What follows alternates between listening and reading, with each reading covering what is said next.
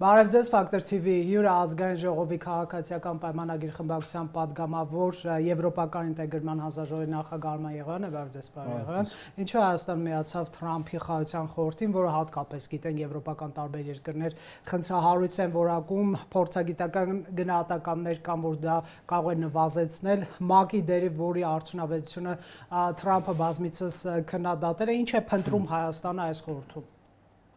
Այդ խորհրդում Հայաստանը փնտրում է խաղաղություն, կայունություն,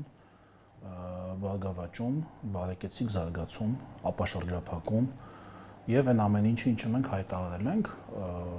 իսկ ինչու չպիտի միանար։ Դա մեր հարաբերությունները Ֆրանսիայի ԵՄ-ի հետ չի խանգարի, հարվածի տակ չի դնի, նրանք բավական դեմ են այդ խորհրդի ստացման։ Նրանք էլ իրենց քաղաքականություն ունեն, ամեն պետություն ունի իր քաղաքականությունը, իր մարտահրավերները, իր շահերը, երկու նույնական մարտահրավերներով եւ նույնական շահերով պետություններ այս աշխարհի երեսին չկան։ Մենք Եվրամիության հետ էլ, հատկապես Ֆրանսիայի հետ շատ ակտիվ համագործակցում ենք եւ ԱՄՆ-ի հետ էլ շատ ակտիվ համագործակցում ենք, բայց մենք չենք կարող, այսինքն մենք ոչ, խոչընդոտ չի, որովհետեւ այն մակարդակում, որտեղ որ իրենք ունեն խնդիրներ, նկատի ունեմ այն հարթությունում ավելի ճիշտ, որտեղ որ իրենք ունեն խնդիրներ, մենք այդ հարթությունում ոչ շահ ունենք, ոչ մարտահրավեր ունենք։ Հասկացա, տեսեք, ի սկզբանե այս նախաձեռնությունը Գազայի իրադրության շուրջ էր վերահսկելու, բայց ստացվում է Թրամփը մի քիչ ավելի է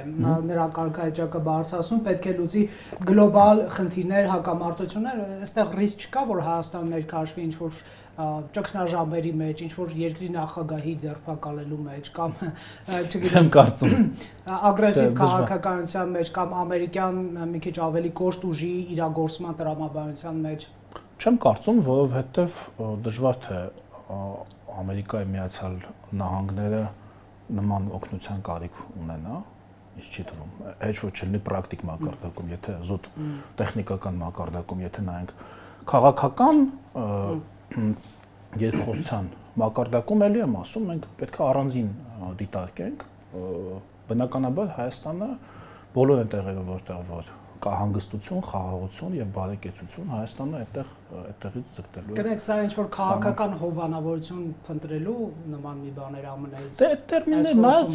նայած ով, գիտեք, ամեն մարդ ինքը իր ձեզ չեմ ասում էլի, կարող եք ինձ էլ ասել, ես հա ամեն մարդ ինքը աշխարհի անցալում է իր բաների սահմաններում փչացվածության աստիճանի նկատի չէ, իր ընկալումների, այսինքն նույն իրավիճակը, լրիվ նույն իրավիճակը մեկը կարող է բնութագրի որպես հովանավորություն, մեկը կարող է բնութագրի որպես գործընկերություն, մեկը այլ կերպ,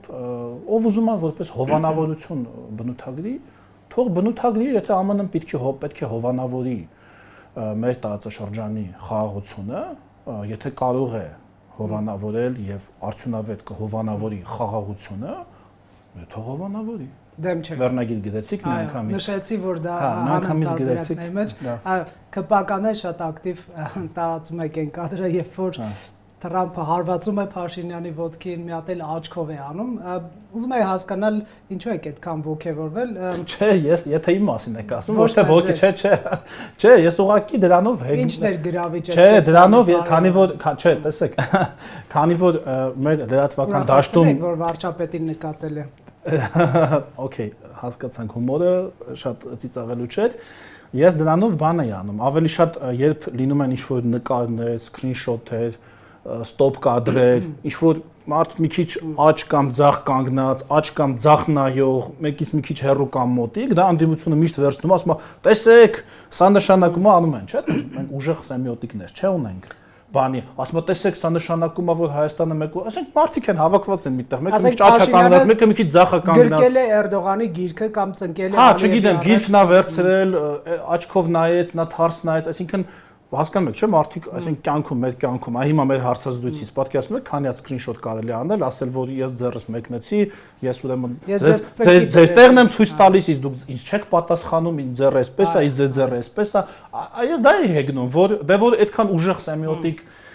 վերլուծաբաններ եք, մի հատ էս էլ վերլուծեք, իսկ աչքով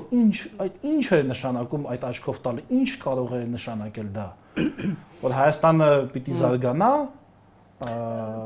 Տեսեք, բայց արդյոք նախագահ Թրամփը չի ձևափոխել ԿՊ-ի ուր որ գնաս հետդ կգամ, սիրելի երկի բառեր ասելով ուր որ գնամ հետս կգա եւ իմ PR-ը կապահովեք, պարոն Եղոյան, Ալիևին եւ Փաշինյանին, նա շատ հաճախ է ցույց տալիս հայ-ադրբեջանական օգոստոս 7-ը ասելով սա իմ ձեռքբերումն է։ Մարդը ներդրում է, չէ, բայց նա ճիշտ հասկանանք, էլի լավ, նա թույլ է բոլոր այդ քաղաքական։ Ուզում եմ ասել, սա նախագահի Թրամփի PR-ին մասնակցելու արշավ չէր։ Չէ՞ որ վարչապետը դավոս չէր գնալու։ Տեսեք, մարդը ներդրում է, չէ՞ ունեցել։ Մարդը ներդրում է։ Չէ, տեսեք, էլի, դա այդ ձեր ասածի մեջ գիտեք ինչ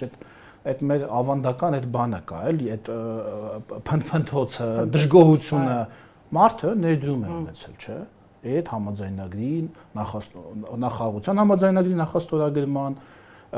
մյուս հայտարարության ստորագրման գործում ունեցել է ներդրում։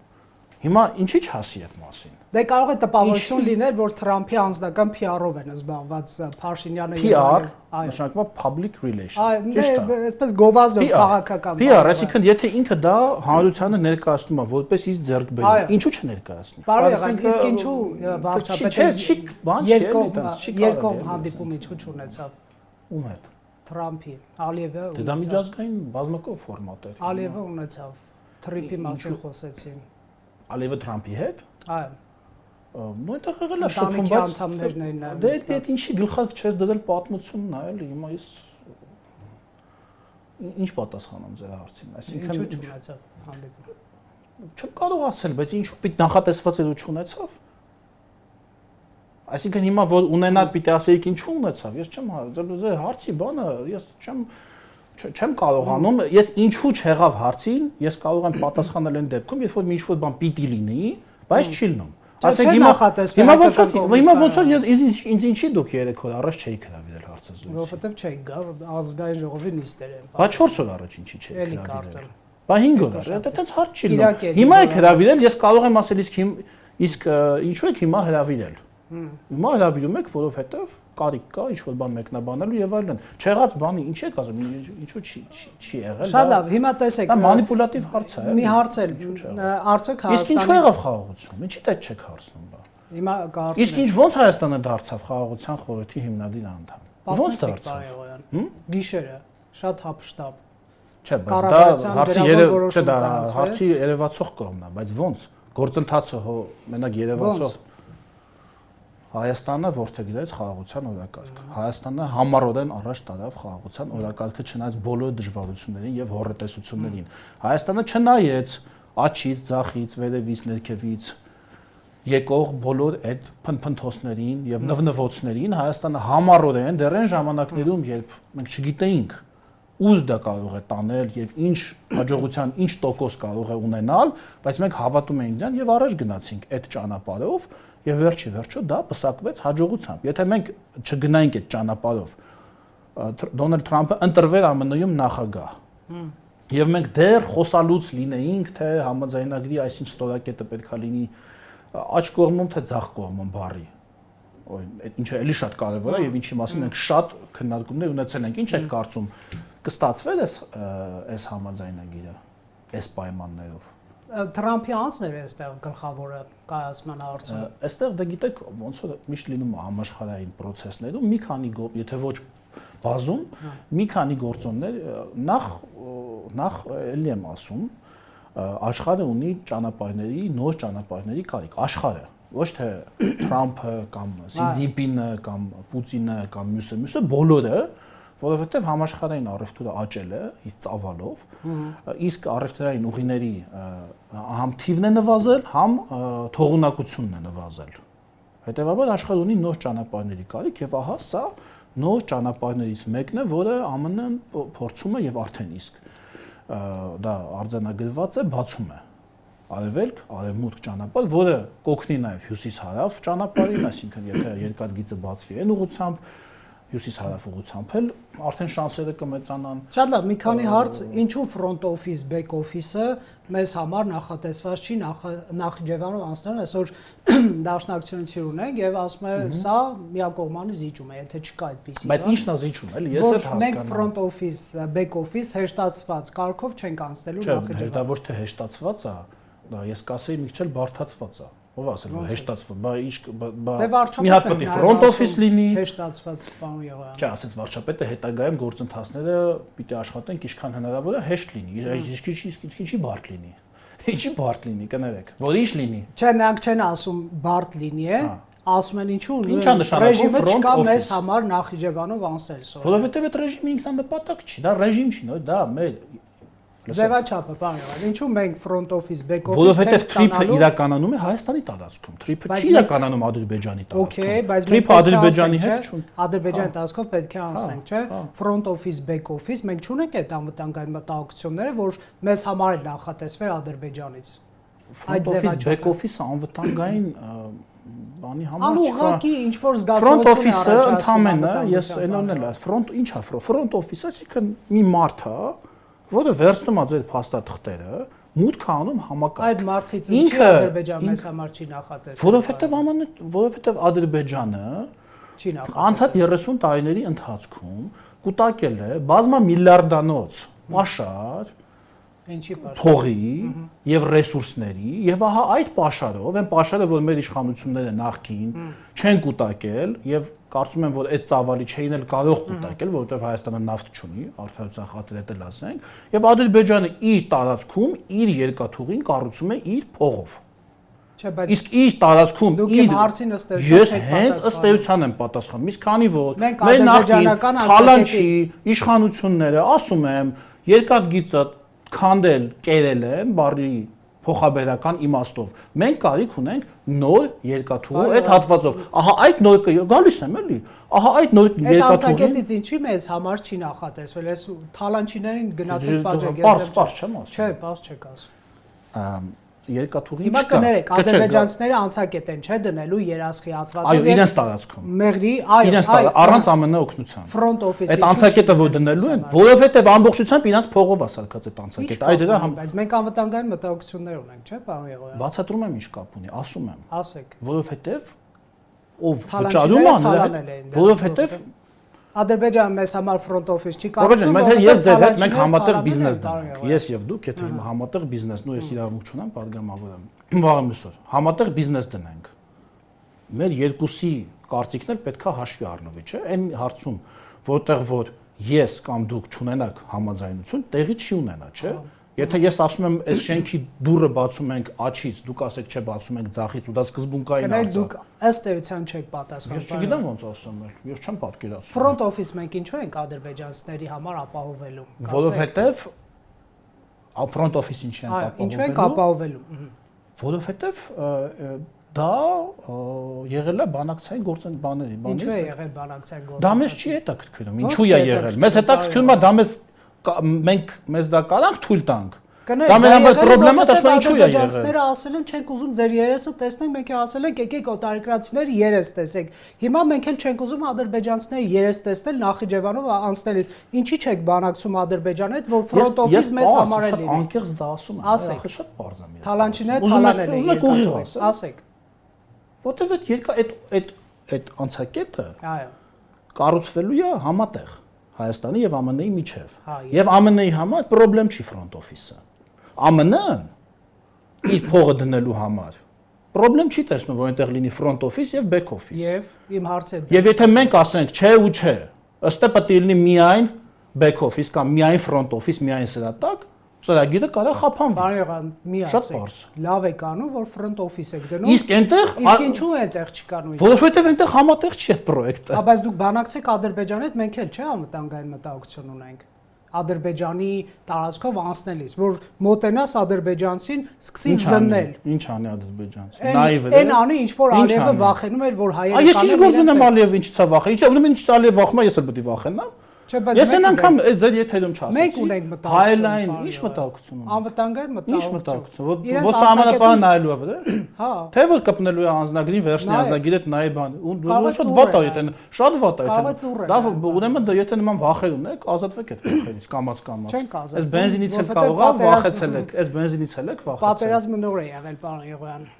Եվ ինչքան ժամանակ է որ դեռ նոր է եղած լինելու։ քանի տարի է որ դեռ նոր է եղած լինելու։ Միակողմանի զիջում չի ստացվում։ Մեզ համար չեն ապահովում այդ բարձիկները։ Զիջում ասելով ես էսպես եմ էլի հասկանում։ Մենք անում ենք իրենց համար լավ բան, իրենք մեզ համար չեն անում։ Զիջումը դա չի, զիջումը դա չի։ Ինչ։ Զիջումն այնա, որ դու ինչ-որ բան ունես, քո մոտ է, որպես ռեսուրս, որպես ակտիվ, որպես կապիտալ, դա քոնն է։ Դու դա կարող ես մի ինչ-որ տեղ ծախսել կամ պահել քեզ։ Եվ դու դա հանում ես, տալիս ես ուրիշին։ Հա։ Զիջումը դա է, այսինքն ես հիմա ունեմ, ես մի բաժակ ջուր ունեմ, դուք ջուր չունեք, օրինակ, կամ վերջացել է, խնդրում եք, ես իմ ջուրից հանում ձեր հետ կիսվում եմ։ Դա է զիջումը։ Լավ։ Մենք ինչ ենք կորցնում դրանից։ Եթե որոշումը կայացվում է Հայաստանի Հանրապետության պատկան մարմինների կողմից, ինչ ենք կորցնում դրանից։ Ամեն դեպքում դուք չասացիք ինչու մեզ համար չեն ապահովում։ Եկեք անցնենք առաջ դեպքում։ Որովհետև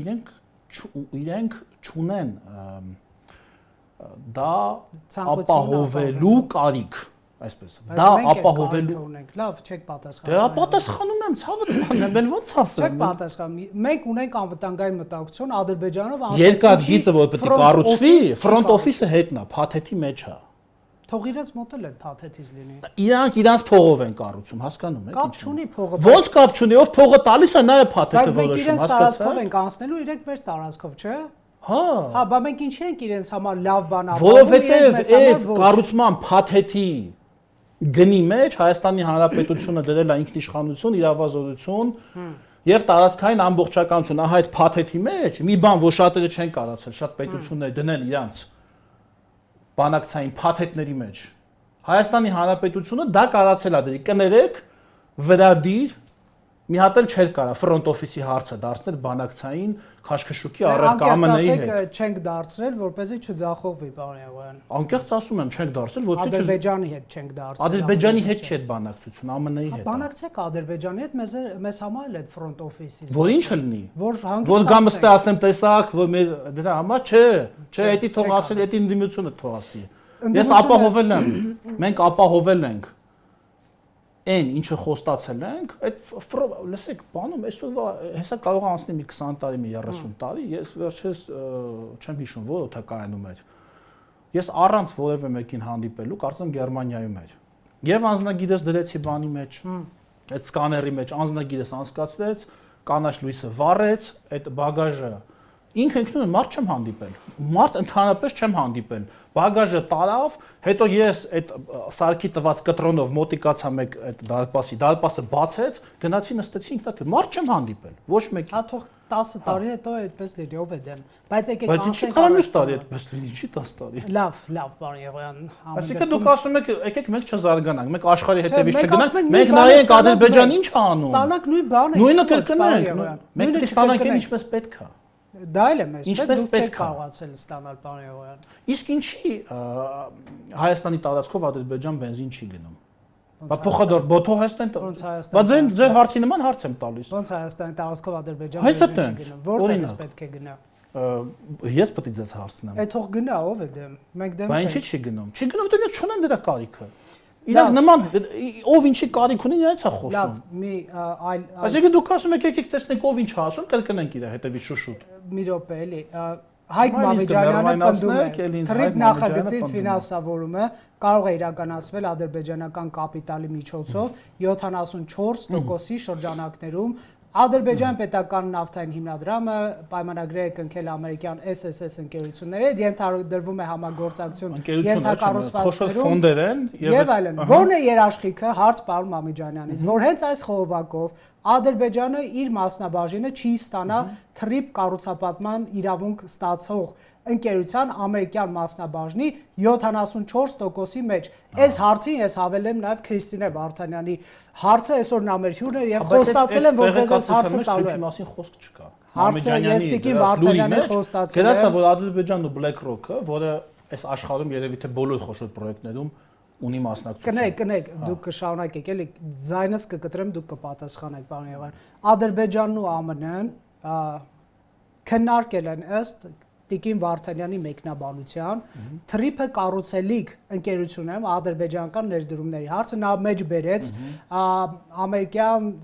զարգացման գործակալության տնօրենի Բաքու այցը, ուր հանդիպել է ադրբեջանական կառավարության ներկայացուցիչների հետ, ըստ ադրբեջանական ԶԼՄ-ների ԱԳՆ-ում հանդիպման ընթացքում կրեսը քննարկել է ադրբեջանական կառույցները, ԱՄՆ մասնավոր հատվածի ներկայացուցիչների հետ կապելու ուղիները, թրիփի ենթակառուցվածքների զարգացման մեջ կորպորատիվ ներդրումներ ուսումնասիրելու,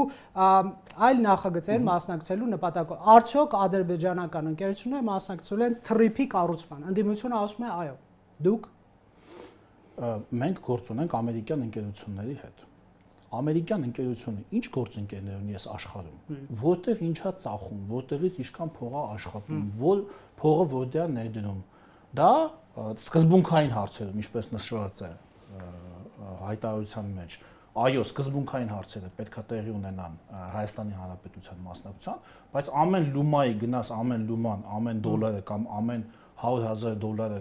կամ ամեն $1 միլիոն ասես քեզ այս դոլարը որտեղից է, ցույց տուր։ Ինչ որտեղից կարող է դու Ադրբեջանում օրինակ մի բիզնես ես արել եւ այնտեղից շահույթ ես ստացել, դա ինչ։ Քրիստինե Վարդանյանի կուսակցության առաջնորդի կառավարման ժամանակ թվերը դուրս եմ գրել։ Ռոբերտ Քոչարյանի կառավարման ժամանակ Հայաստանում բացվել է 54 թուրքական կապիտալով ընկերություն։ Ես այսօր այդ հղումը արել եմ Տիկին Վարդանյանի եւ նա ասաց Մամիջանյանի համար Սերժ Սարգսյանի կառավարման ժամանակ Հայաստանում բացվել է 52 թուրքական կապիտալով ընկերություն։ Նիկոլ Փաշինյանի կառավարման ժամանակ ինչքան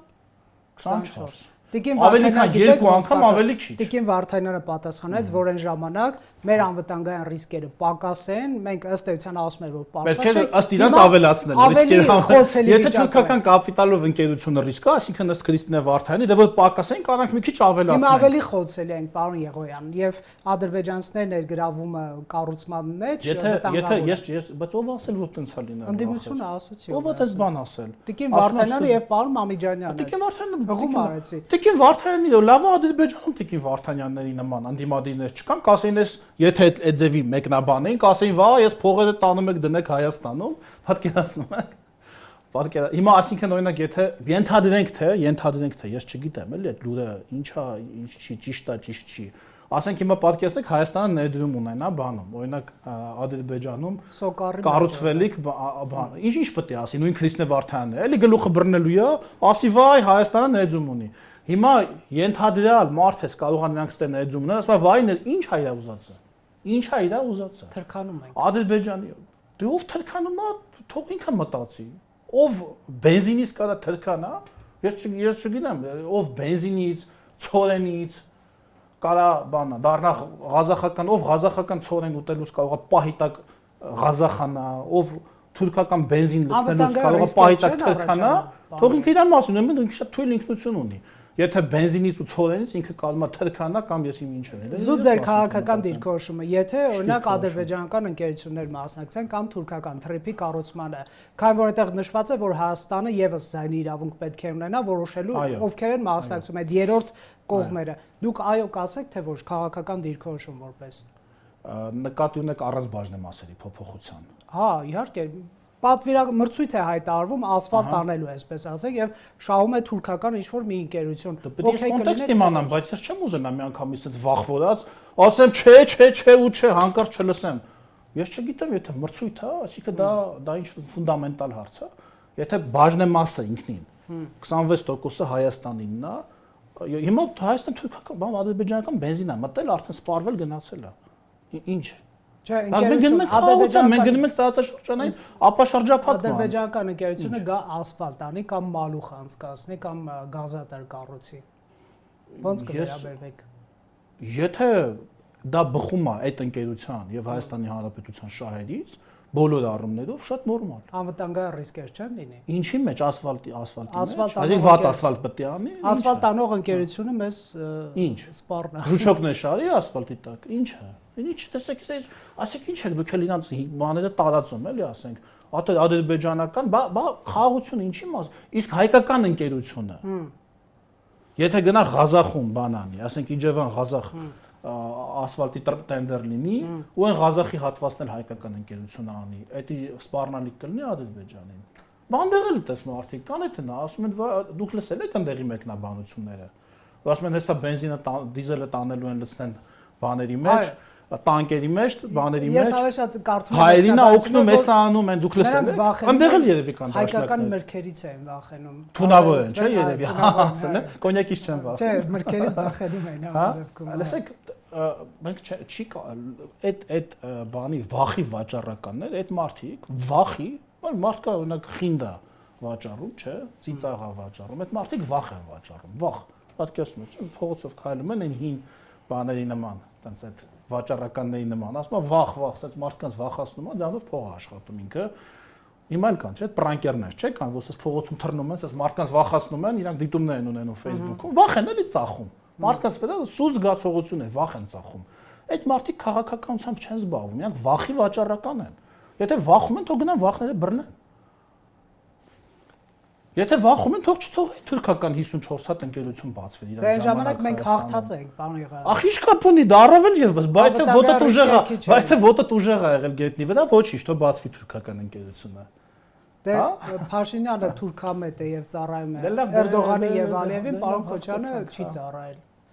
Ավելի ազգային գործիչ էր եւ դրա համար է Փաշինյանի օրոք, դրա համար է Հայաստան Փաշինյանի օրոք Հայաստանի մեկ շնչին ընկնող հնան կրկնապատկվել, երևի թե դրա համար է Փաշինյանի օրոք բյուջեի ծախսային մասը հասել 10 միլիարդ դոլարի։ Բայց այդ ժամանակ Արցախը մերն էր, պարոն Եղայան։ Հա դրա համար կարելի է պետությունը անխնա թալանել Արցախի պահպանման անվան տակ։